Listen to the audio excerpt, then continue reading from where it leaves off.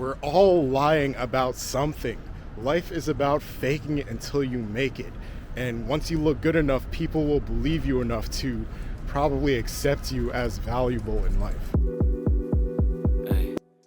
Life is about lying about your size and height.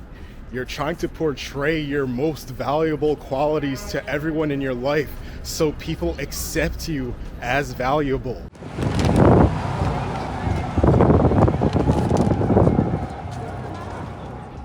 If you're not cheating, you're not trying. If you don't have those valuable qualities, at the very least you could pretend to have it, and then when the moment comes, could actually provide that service.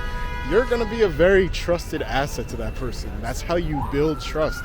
That's how you build loyalty. Up a little too late, baby. I'm slipping, I'm tripping on skates lately. I'm stir crazy, it stays shady outside. Yeah.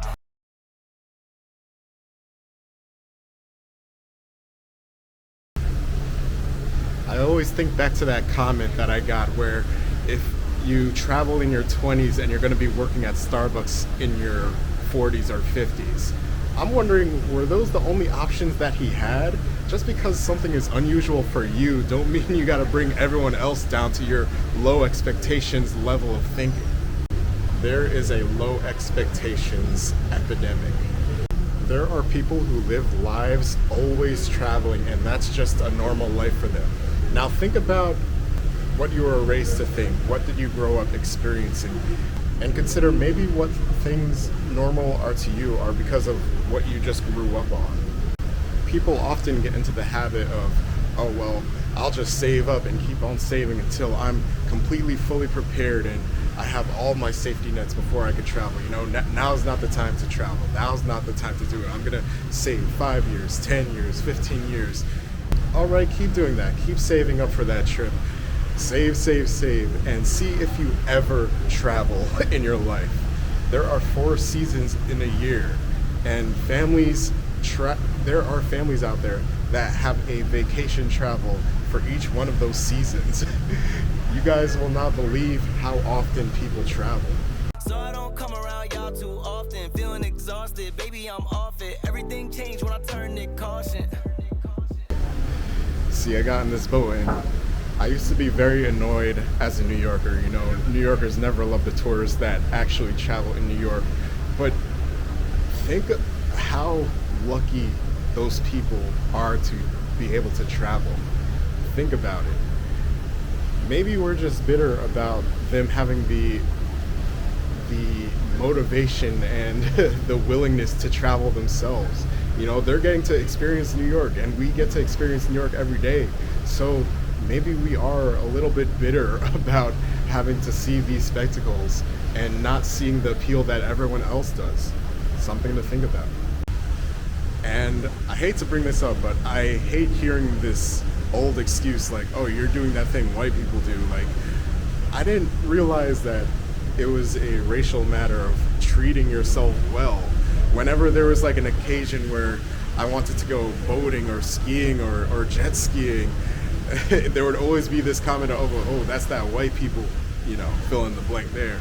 But the first time I ever got to experience something fun like that, I literally had to go to Maine, you know, the whitest state in America, to enjoy an adventurous life. And, you know, I'm very glad that I got to experience that because now I got to know something that most people that I grew up around don't get to experience.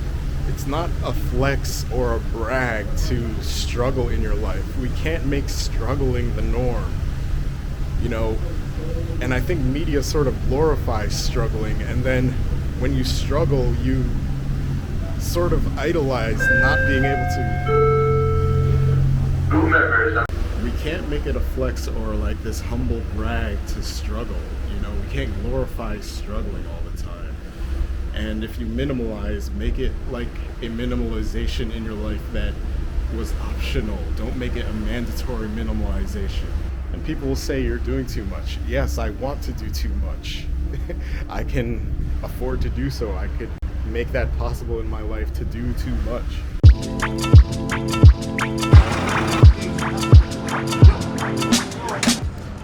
Alright, so that That was my first time seeing an exchange in New York. You know, after traveling, I would not have looked out for that, but now that I've traveled, I'm seeing a lot more to New York than I realized before, and it's kind of eye-opening.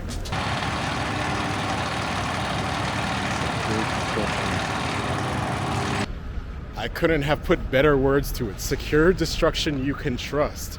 You're securing your life to just remain safe and just stay on the path that everyone else is going to. You're destroying your life. You're allowing your own life to just crumble upon itself. I'm taking my life in my own hands. I'm not getting into some self-driving Tesla Cybertruck and letting it drive my life to its own destruction. If my life gets destroyed, it'll be completely my fault, and I'll be doing it in manual.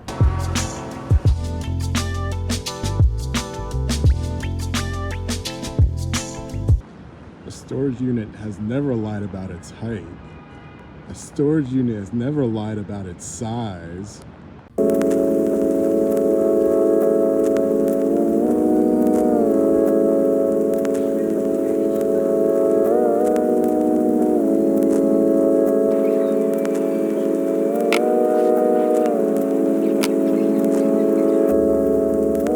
Part of cheating it to try is a really big part of expression as an artist.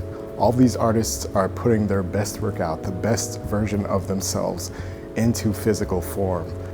And some of them may be going through imposter syndrome, you know.